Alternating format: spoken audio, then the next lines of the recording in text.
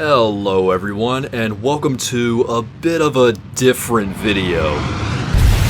That's right, it appears that following the global grocery wars that decimated Kerbin and caused the end of civilization as Kerbals know it, the Widor-Mart warlords managed to escape to Tylo and set up an underground society, surviving in pressurized cave systems deep beneath the hostile irradiated surface. Only now, though, centuries later, do they find themselves ready to reach for the stars once more. That's right, today I'm playing a career save starting on Tylo of all places, courtesy of the Alien Space Programs mod, which, as I said in a previous video, allows you to move the Space Center to all sorts of different locations, including Dres. There's no more parallax or volumetric cloud support though, as this mod runs on a sadly outdated version of Copernicus. Oh no, how could that have happened? Of course though, before I could begin the quest to conquer the solar system and reclaim Kerbin for Widor-Mart, I first had to create a new save, which I've chosen to do in career mode this time on hard difficulty. So that means no quick loading if things go bad, which is all but guaranteed to happen at some point. You know, start the burn too late, too bad. Lose signal 3 seconds before landing? Cry about it. Crack and smite your ship? Man, sucks to be you then. If I screw up somewhere, I'm just gonna have to live with the consequences, no matter what those may be. And upon loading up the brand new save, we were greeted by the usual suspects. 10,000 funds, these ugly-ass level 1 buildings, and a dream. As well as the marvelous airless horizon. Yeah, that's right, we're really putting the space in Space Center with this one.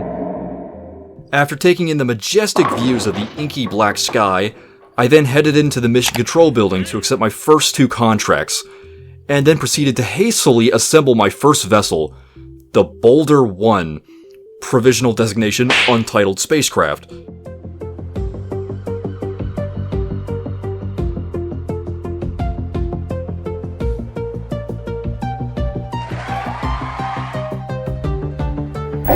Five, 4, 3, 2, 1. Lift off. All right, lift off and the clock is starting. Now, of course, this craft is quite a bit different from the standard jumping flea that most people make when starting a brand new career game, and that's because there's no atmosphere. Duh. The complete lack of an atmosphere and the can't turn it off until it's dead nature of SRBs also meant that I had to remove almost all of the fuel from the single flea booster, otherwise Jeb would rather quickly find himself hurtling towards the ground faster than the stock market in 1929. And speaking of Jeb, you may notice that he's looking a little bit gray today, because believe it or not, that's what tends to happen to Kerbals, who have lived their whole lives in caves deep underground. The photosynthetic cells in their skin that give them their iconic green color never really developed due to the absence of sunlight. Following that remarkable, groundbreaking success, I then took my next 2 contracts, orbit Tylo and escape the atmosphere? Huh? Yeah, it turns out that due to how the contract system works in KSP, your home planet actually has to have some sort of atmosphere in order for the escape the atmosphere contract to work properly. So, to get around this, the mod actually does add a very thin atmosphere to Tylo that extends just a few hundred meters above the Space Center. Otherwise, I'd quite literally be soft-locked from the game before it even began. Not that escaping the atmosphere is a particularly challenging thing to do, though. Let's see, just let me go up a little bit.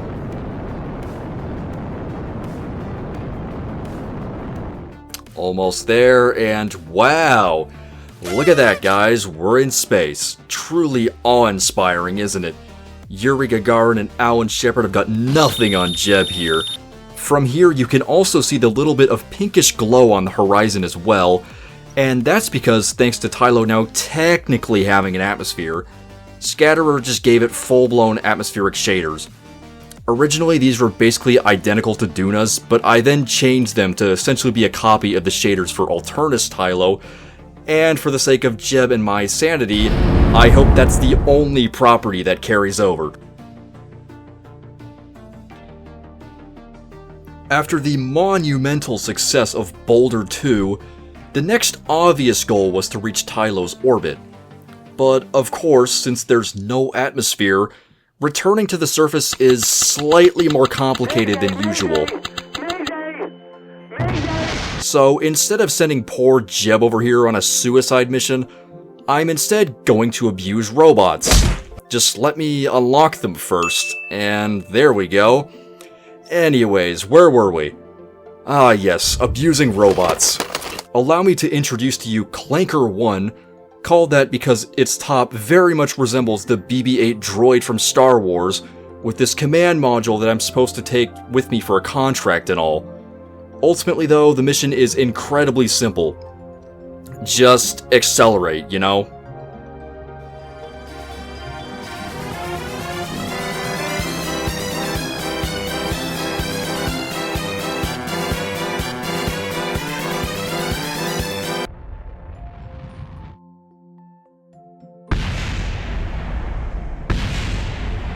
And 1D idiotification of the design later, off we go.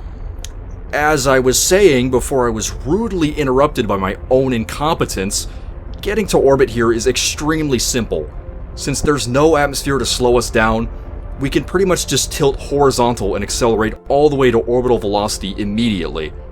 Cool.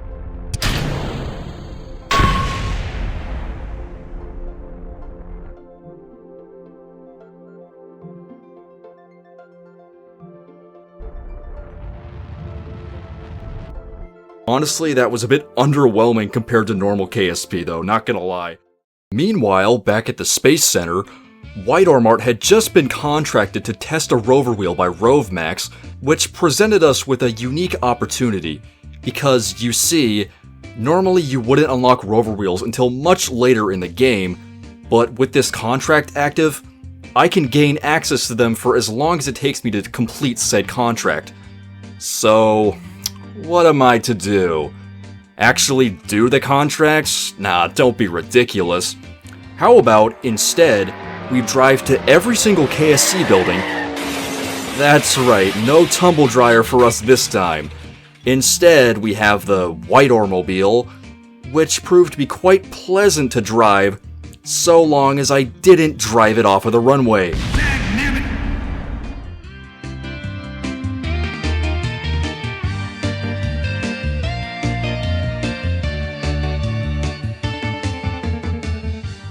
Bob then proceeded to all of the different KSC buildings, netting me a sum of nearly 150 science points, because, as we all know, measuring the temperature outside of a building versus on a satellite dish is invaluable info to have in the context of building rockets, isn't it? And using this invaluable info, I unlocked a couple more tech nodes, and set about launching a Kerbal to orbit and back for the very first time aboard my next spacecraft, the Monolith 1, as well as this random rover wheel because Rovemax just insisted that I do that for some reason. The actual design of this craft is still incredibly simple though, and honestly there really isn't a whole lot to talk about regarding Monolith 1, other than the part where I briefly started losing altitude due to the poor thrust-to-weight ratio, and then proceeded to age about 15 years while coasting to apoapsis because of the perfectly reasonable, not annoying at all, time warp altitude limits. I love this riveting gameplay! And then there was the actually exciting part, the landing. As I already mentioned, I'm playing this save with quick saves disabled, so I've got one chance to do this right. Which, for something like a Tylo landing, makes for quite a stressful experience. Ultimately though, starting from a low orbit like this, landing on Tylo isn't actually too bad as long as you keep your sync rate under control by radialing out slightly. Outfitting your craft with slightly more delta V than you actually need also helps, and safety ultimately takes priority over efficiency, to many a minimalist dismay.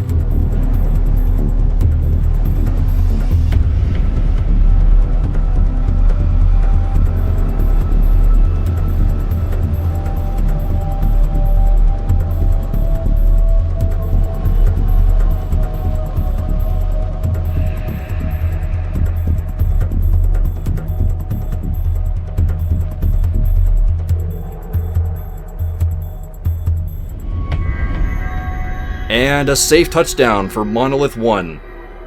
The gravity here reminds you of home? Brother, this is your home. What are you talking about?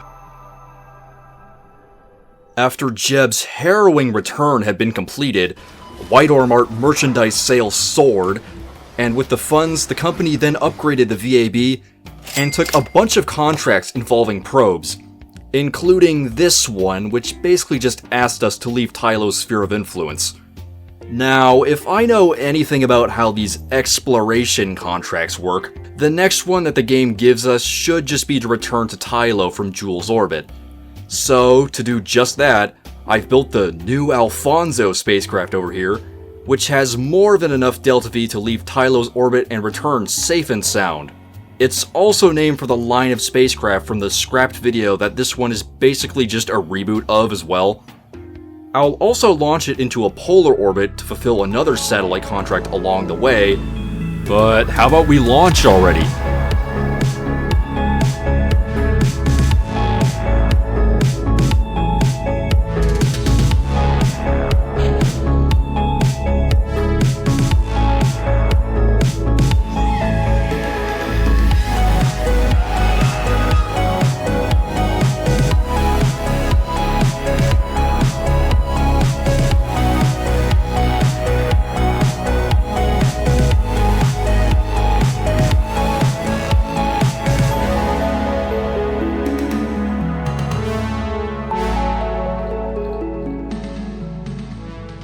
Anyways, now that that side quest has been completed, let's leave Tylo's orbit, shall we?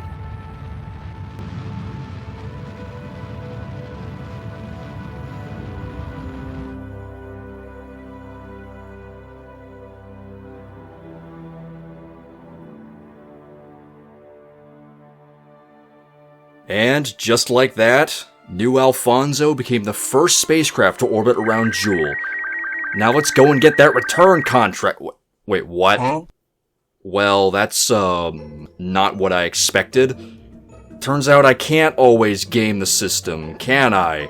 And to make matters worse, when I did actually go in for the skim of Jool's atmosphere as this contract directed me to, the probe's batteries quickly died due to their solar panels facing away from the sun, meaning that it was quite literally cooked, and I could do nothing but watch as New Alfonso disintegrated. Dang, this sucks. But hey, at least we still completed the contract, alright? Right, shareholders? Wait, why is our stock price going down? Speaking of contracts, I then did this incredibly boring satellite mission using Clanker 1.5, and then proceeded to take this next one focused on rendezvousing two spacecraft in Tylo orbit. In order to do this, I launched another identical Alfonso probe, this time called the newer Alfonso, amazing, I know, to meet up with Clanker 1.5 in this sort of medium Tylo orbit, but not before upgrading the tracking station and mission control, because doing that without patched conics would be tantamount to torture. The rendezvous mission ended up being pretty boring, as you would expect, with the only noteworthy thing that happened being that I got this message saying that I've initiated a flyby of Laythe for some reason. My best guess as to what happened here is that maybe one of the pieces of debris from New Alfonso's fiery demise entered its sphere of influence. I don't know.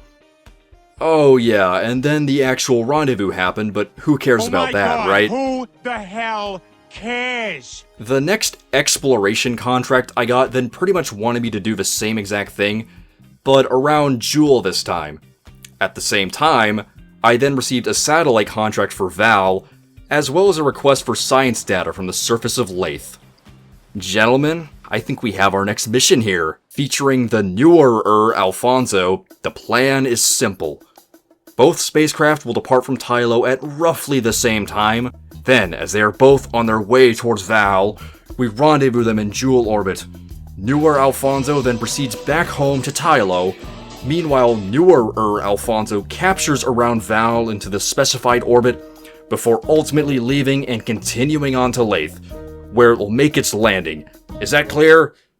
Any questions? Yeah, can they not both be called Alfonso? It's kinda confusing. Yeah, it is kinda weird. Fine, we'll call this one Jeremy. How about that? Let's roll!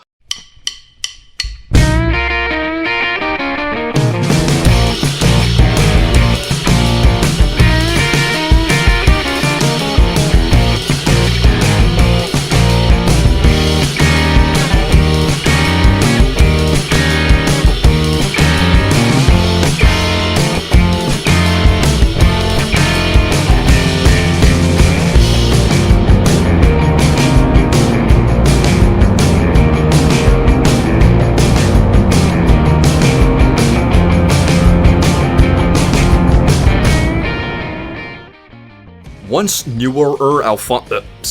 Jeremy ejected from Tylo's orbit, newer Alfonsos then soon followed, and the pair of spacecraft then found themselves on an orbit between Tylo and Val. From there, it was a fairly easy plane change maneuver to set up the rendezvous, which was slightly complicated by the fact that Jool just had to be blocking our communication signal the entire time. Luckily, having anticipated such unfortunate timing, I had already positioned the craft in the correct orientation, and the rendezvous was completed, even if we didn't actually get that close. With the rendezvous now behind them, the two space probes then parted ways, with Jeremy continuing on to Val while newer Alfonso began making its return to Tylo. The actual Val phase of Jeremy's mission was fairly uneventful, with me more or less just putting it into the designated orbit before leaving again. However, one thing to note about Val in this mod is that it actually has more science than Laythe as far as science multipliers go. I suppose it's because it's technically harder to land on, even if it is just right there next to Tylo. Speaking of Tylo, newer Alfonso then made his return to the rocky moon, landing in an area that had the somewhat undesirable quality of inducing epilepsy, because for some reason, to this day, Tylo's terrain absolutely breaks when you set the quality to ultra. Whatever, at least I can get some more science at the cost of my eyes. Meanwhile, newer Alfonso, look, I can go back to calling it that now, departed for Laythe. And because I appear to have vastly overestimated the Delta V that I would need, which becomes sort of a common theme in this playthrough as you will see later, I can straight up just drop it directly down onto Penguin Island over here. Believed to have been a former colony of the Dudezor Empire and later taken over by Zenaria, before being abandoned in the midst of the global grocery wars, its shores will surely be prime real estate for future Widor-Mart franchises.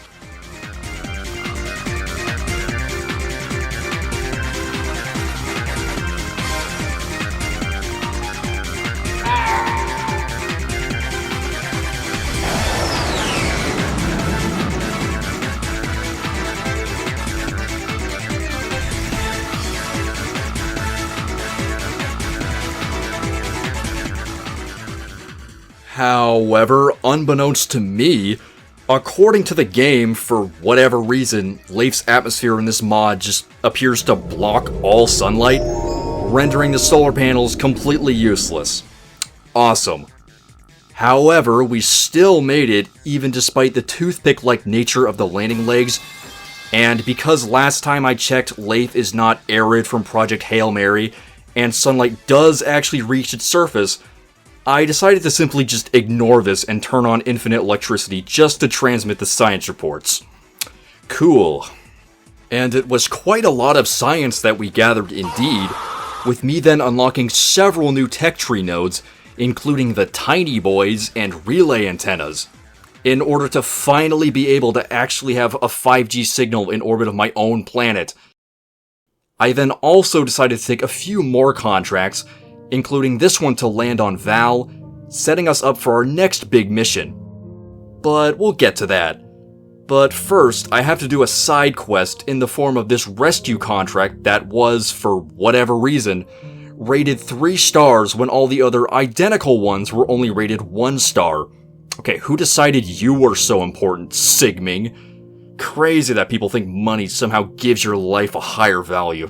Wait, you'll give me how much? Say less. In order to save Sigming over here, I pretty much just sent up a rocket identical to the Monolith 1 that had sent Jeb into orbit for the first time, but with a probe core attached. Now, something I wasn't really sure about, and in fact was really the entire reason for me doing this random-ass rescue mission before attempting a Val landing, was how these rescue contracts would actually handle life support mods. Because, if you haven't noticed yet, I've decided to run this playthrough with the TAC life support mod on, which will serve to spice up the game a little more when it comes to time constraints, at the cost of sadly making intergalactic lawn chairs unviable. And rather alarmingly, it appears that TAC life support doesn't actually bother to give the stranded Kerbals from contracts any resources when their vessels load in, meaning that Sigming over here was quite literally living on borrowed time. Just hold your breath, I'm sure you'll be fine. Who the hell sent you up here with literally nothing anyways? Let's get you back down so I can get that sweet, sweet cat. So you can get home safely.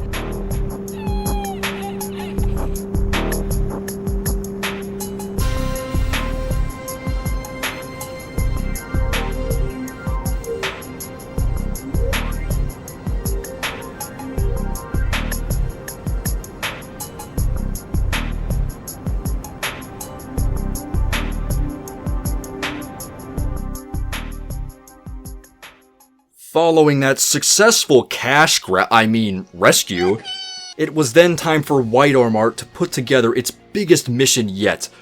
A mission whose objectives are threefold.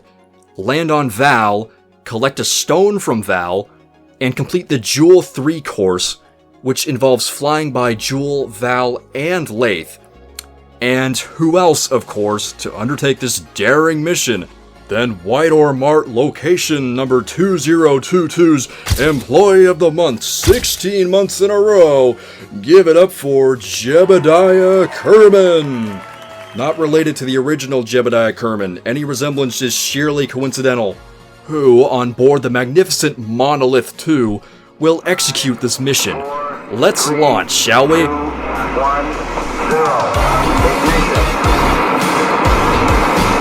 Liftoff.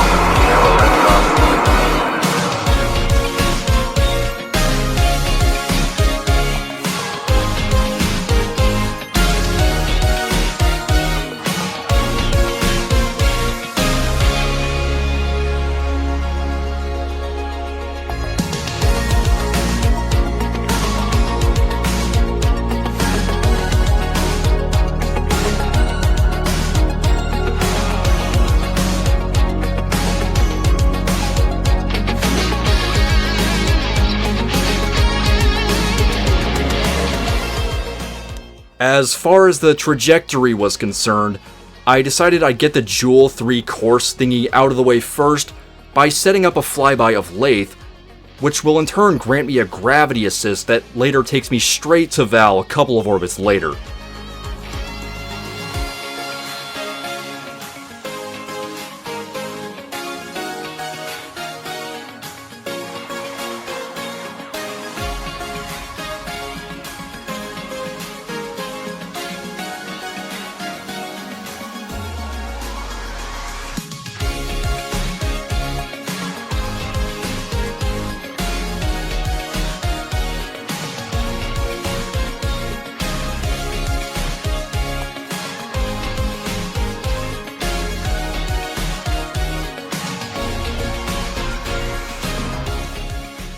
Upon actually reaching Laythe, however, I was rudely denied completion of the contract because apparently my craft wasn't newly launched or whatever.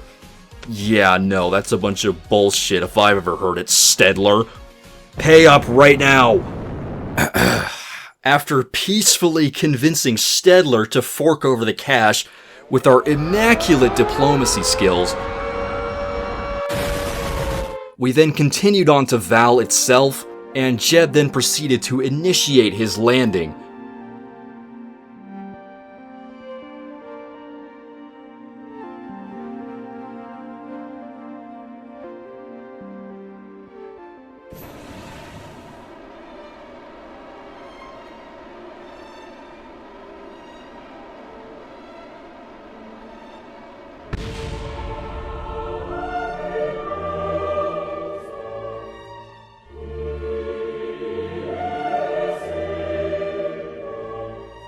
Before I nearly had a heart attack because of this random explosion, which I think was caused by me making the classic KSP mistake of crashing directly back into a vessel that I just undocked with. Luckily, however, it was just a scratch. 'Tis but a scratch.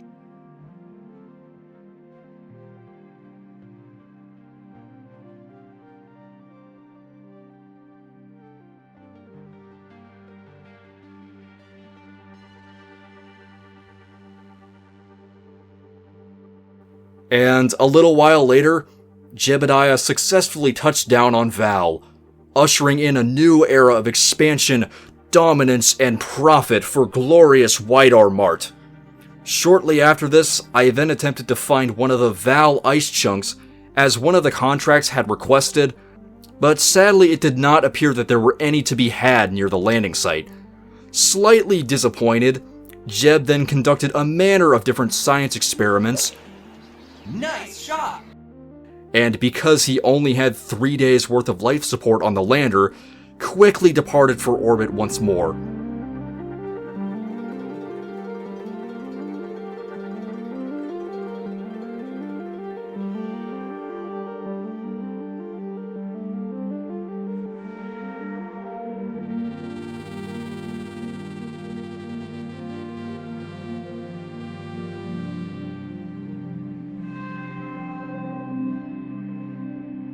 Upon rendezvous with the Monolith 2 mothership, Widor-Mart executives were elated to find that their property had not, in fact, been fatally damaged, and Jeb then began his return to Tylo.